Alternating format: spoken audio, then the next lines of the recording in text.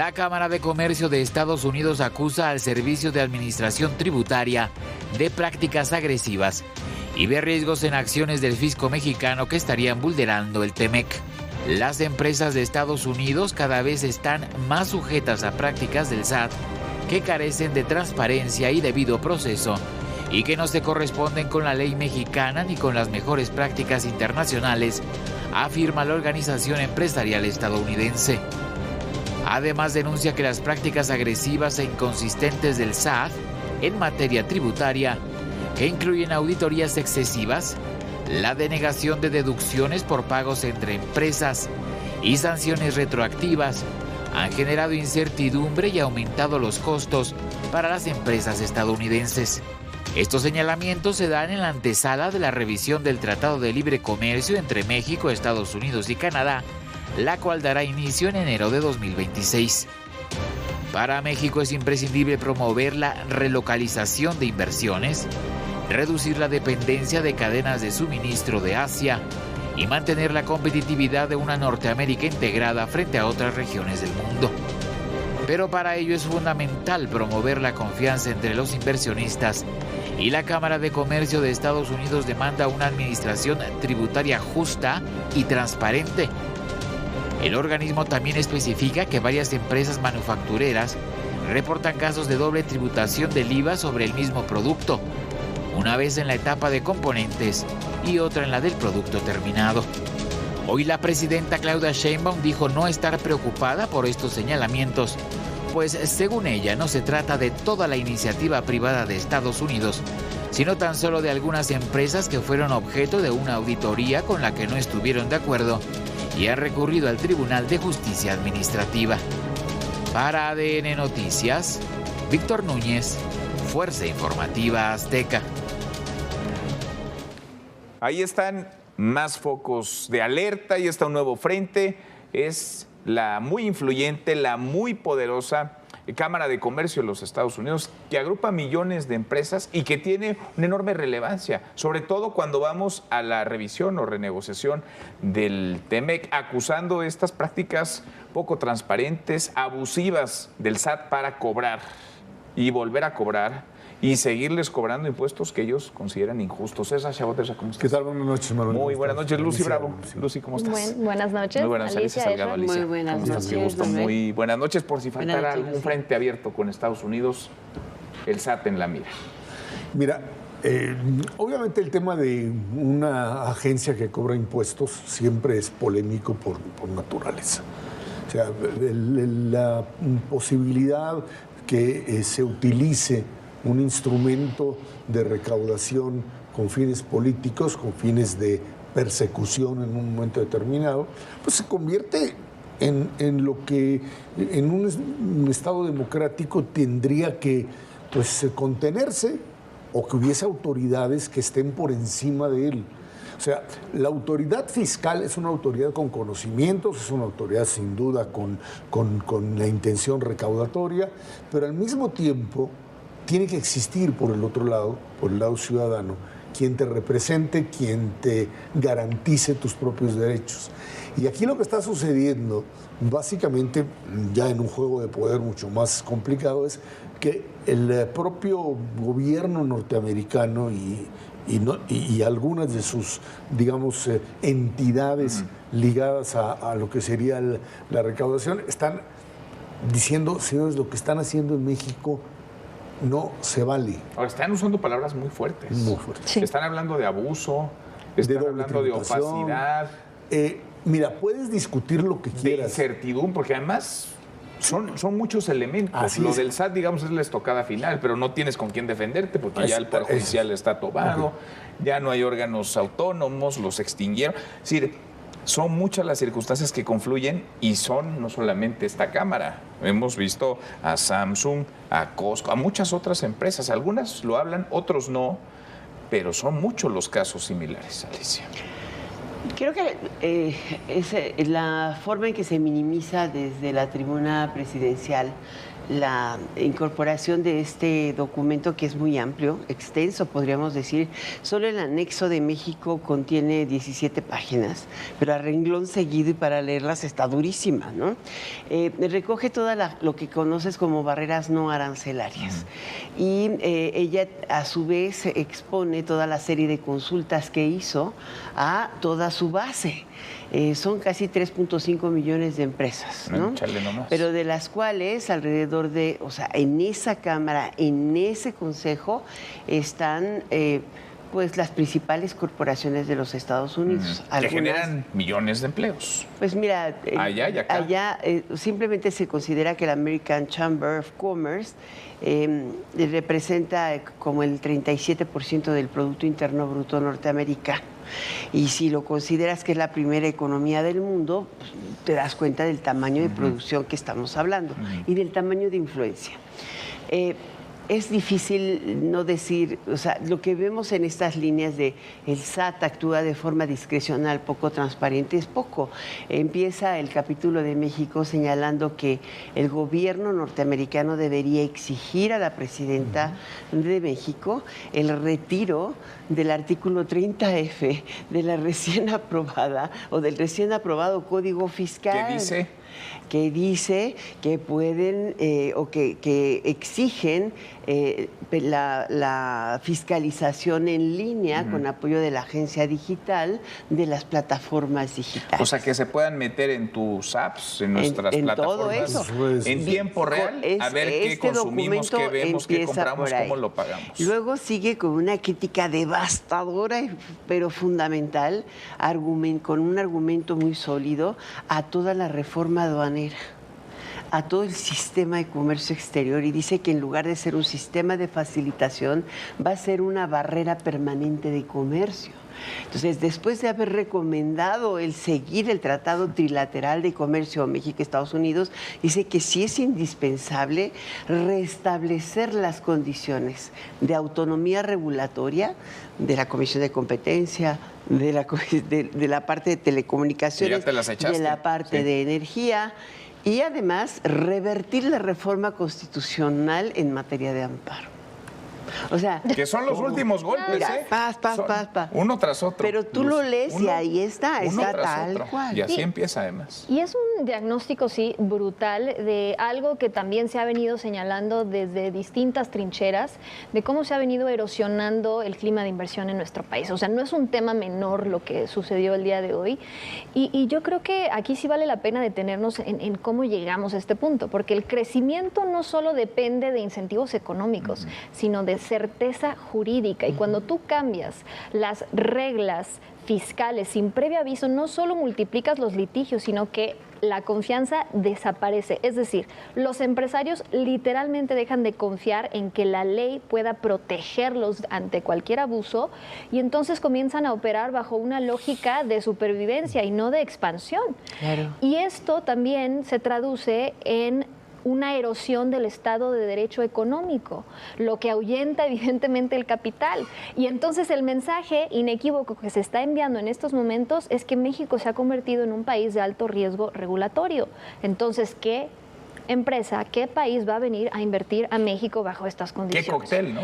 Por supuesto, y es exactamente a eso iba, porque lo más paradójico de todo el asunto es que esto ocurre precisamente cuando ya la economía de México muestra claras señales de una desaceleración. Justo veníamos de revisar las cifras, con un PIB que cayó 0.3% interanual en el tercer trimestre del año, y no cabe en la cabeza que esto ocurra cuando existe un tratado como el TEMEC, que precisamente fue creado para que existan reglas claras, para que exista previsibilidad, y entonces en el mejor de los casos esto puede derivar en una consulta o en un panel, pero en el peor, pues estamos hablando ya de un asunto serio en el marco de una revisión del TEMEC. Porque está sobre alfileres y parece que alguien o varios están empeñados en quitárselos. Porque además hoy la presidenta dice, el titular del SAT es de lo más honesto. Pues lo están acusando de prácticas poco transparentes, abusivas, opacas, que transgreden, digamos, su esfera de atribución. Y lo primero que hay es... Bueno, los mensajes son muy claros. Esto tiene que ver con la propia estrategia norteamericana con respecto a México. O sea, pensar que son cosas aisladas o que ahora fue esta oficina que está consultando a los sectores empresariales, a las grandes empresas, como tal, pues no nos dice nada. Pero si tú lo juntas esto, Alicia decía claramente todo lo que viene en este informe, y le añades las embarcaciones que están siendo bombardeadas por los Estados Unidos a los lados del Océano Pacífico. Y a esto le añades el tema de la cancelación, otra vez, del asunto de la navegación aérea a México. Las rutas. Las rutas, las restricciones. Te estás dando cuenta que, como decía Lucy también, bueno, pues aquí el problema es que un país sin reglas, sin leyes, sin posibilidad real de defenderte frente a un Estado que, como todo Estado, quiere obtener recursos, pues te convierte en alguien al que, más allá de la crítica que si el autoritarismo y la no defensa, no hay quien le ponga un centavo pues que le vaya a meter económicamente. Pero no hay mecanismos para defenderte. Ninguno. O sea, porque el Poder Judicial está controlado, está absolutamente tripulado. Y luego la ley de amparo, que era el último escudo, adiós. ¿Qué vas a hacer? A ver, entendamos que el Tratado México-Estados Unidos-Canadá o el TLC en su momento era el canal de legalidad por donde se manejaba las relaciones con Estados Unidos y con Canadá. Un canal que no lo tenía el resto de la sociedad mexicana. Hoy incluso a ese canal lo echaron fuera. O sea, tú decías, bueno, en México no hay Estado de Derecho, pero a la hora que tienes que negociar con Estados Unidos, con Canadá, entonces sí lo aplicas. Y ahora ya no existe. No. Ahora que el SAT te bendiga. Pues sí, con un panorama pésimo panorama, ¿no? Estamos como en terapia intensiva y no parece que los médicos se den cuenta. Fíjate que el documento de la American de la Cámara de Comercio Norteamericana dice con mucha claridad tres cosas, ¿no? Y muy recientes. Tenemos que avanzar en el encadenamiento productivo y en particular revisar las reglas de origen. Y decía y recomendaba que lo hicieran particularmente viendo de cara al sector automotriz. Pero justamente en el anexo, en donde te dice estos temas del SAT, dice que los recientes cambios de la ley de ingresos, de aduanas y del Código Fiscal también generaron una distorsión de tal naturaleza que hacen imposible para una gran corporación cumplir adecuadamente con el SAT, porque digamos que tienes a la armadora, no voy a decir un nombre, ¿no? Y tienes proveedores. Si un proveedor incumple o se equivoca en el pedimento aduanal, tiene una multa que se incrementa a 300%. No, bueno. ¿No? Así, una equivocación. En el procedimiento anterior, tú podías modificar y decir me equivoqué. Aquí hay un tache. Hoy no, hoy tienes que suspenderlo y esperar, además mandar el pago de la multa para esperar a que un fulanito del otro lado te conteste. Entonces, eso lo vienen relatando. Y dice, es impresionante también la forma en que están modificando precios de transferencia, que son fundamentales en materia de comercio internacional y comercio exterior. Y la otra que es relevante, te dice, la aplicación de multas es altamente discrecional. Y o sea, como que te tratan. Corresponde a una permanente reinterpretación de las leyes que han inhibido, que hacen muy incierta la práctica de eslabonamiento como productivo. Te ven, te tratan porque si eres amigo hay condonación. Si eres enemigo... Dispensa. El aparato completo. La condonación. El aparato dispensa. completo. Precisamente también ese elemento, ¿no? De este doble discurso creo que también es gravísimo, porque por un lado el gobierno mexicano defiende estas medidas como una estrategia para así una mayor recaudación, pero también para combatir la evasión y dar mayor certidumbre al comercio exterior. Y todo esto mientras, paradójicamente, los grandes esquemas de evasión pues florecen por todos lados. Basta recordar el caso del huachicol fiscal que pues ha provocado un boquete al erario del orden de alrededor de $9,000 millones, operado desde el más las más altas esferas del poder, y también sumado, ¿no?, a los señalamientos que ya mencionabas, ¿no?, de irregularidades por parte del titular del SAT, y también un caso que pues sigue al día de hoy, ¿no?, muy presente en el imaginario de todos, que tiene que ver con las acusaciones directas por parte del Departamento del Tesoro hacia varias entidades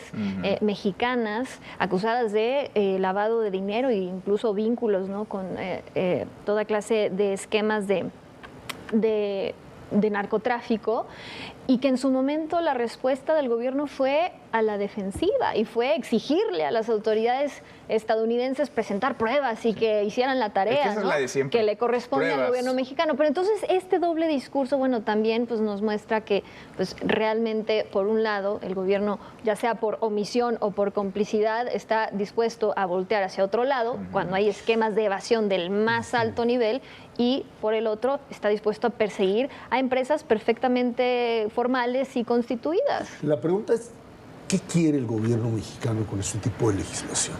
O sea, ¿qué racionalidad le puede uno dar a esto? Es decir, bueno, tú quisiste modificar... Porque parecería que lo que quieren es echar a las empresas, es estrangular la economía. No creo que sea esa la intención. Pues eso parece. Pero lo que es cierto es que cuando tú tienes un nivel de concentración de poder tal como el que hoy tiene el gobierno mexicano, pues simplemente no tienes límites en los cuales decir, es que esto si yo hago esto me va a dañar, me estoy autoinfligiendo un daño, me estoy golpeando a mí mismo. Pero tu lógica de poder te lleva a pensar que eso no existe y que aunque exista es más importante. Es toda esta lógica de un nacionalismo revolucionario metido hasta la parte más profunda de la irracionalidad. Y finalmente la otra, que tiene que ver con los funcionarios. Hablabas de funcionarios públicos. Desde que López Obrador decidió que volaba a toda la clase burocrática mexicana, la decidió sustituir ¿con quién? Con aquellos que fueran 100% leales y 0% capaces.